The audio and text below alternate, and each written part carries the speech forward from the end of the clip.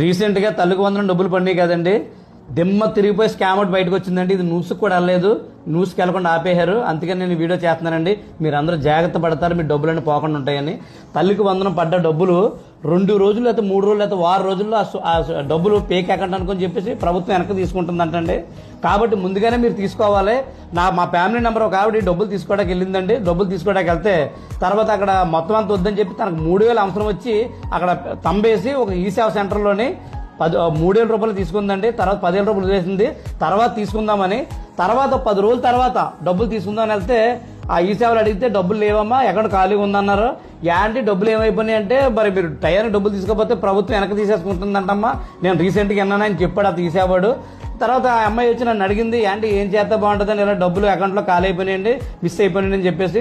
లేదమ్మా ఒకసారి పోస్ట్ ఆఫీస్కి వెళ్ళి ఒకసారి అక్కడ మినీ స్టేట్మెంట్ తీయమంటే తీస్తారు, చాలా బిజీగా ఉంటుంది కానీ కొంచెం రిక్వెస్ట్ చేస్తే తీస్తారు.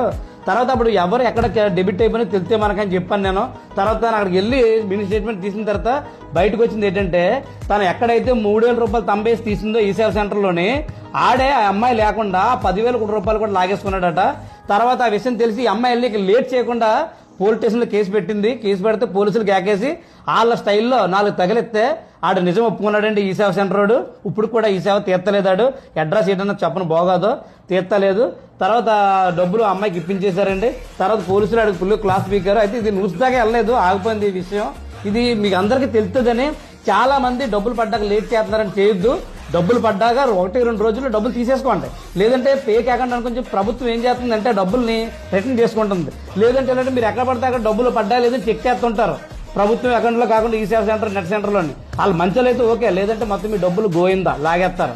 ఈ వీడియో చాలా మందికి ఉపయోగపడే వీడియో అండి. వీడియో అందరూ షేర్ చేయండి, అందరూ జాగ్రత్త పడతారు. డబ్బులు పోతున్నాయి కదా, కాదు ఇది ప్రభుత్వం ఇచ్చిన డబ్బులు కదా, పిల్లలకి ఉపయోగపడతాయి కదా. వీడియో అందరికి షేర్ చేయండి, అలాగే వీడియో లైక్ చేసి మన ఛానల్ ఫాలో చేయండి.